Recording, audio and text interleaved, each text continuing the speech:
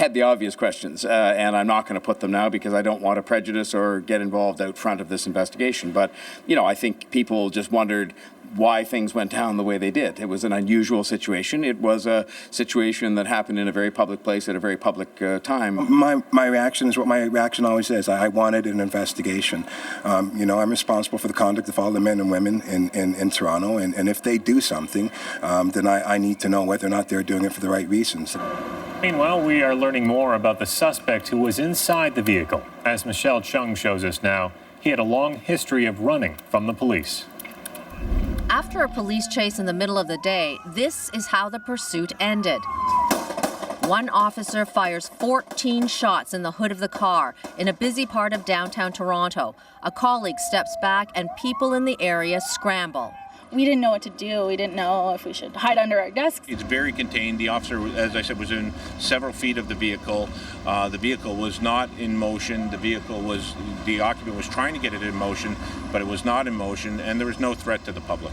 Police say the Professional Standards Unit will be investigating. They look into every incident in which an officer fires his gun. They'll see whether or not it was done properly, and if it's done properly, or even if it was done improperly, they will look for any way to make changes to policy. No one was hurt, and police arrested 60-year-old Edward Michael Skotnicki.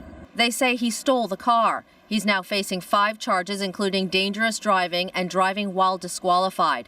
Skotnicki is no stranger to police. Did you know you dragged a cop?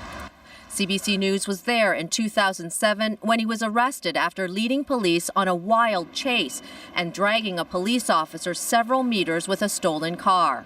In the last 34 years, Skotnicki had 173 convictions, including dangerous driving. He's also been banned from driving 9 times, in one case for leaving the scene of the crime. He is on conditions not to drive. He does not have a license, and he still did so. Police won't say whether the officers involved in yesterday's incident knew Skotnicki's history before he was arrested. Police say it's impossible to keep track of everyone who's been banned from driving. They say they often rely on family, friends, and neighbors to alert authorities if someone's driving who shouldn't. As for Skotnicki, he'll be back in court by video link next week. Michelle Chung, CBC News, Toronto.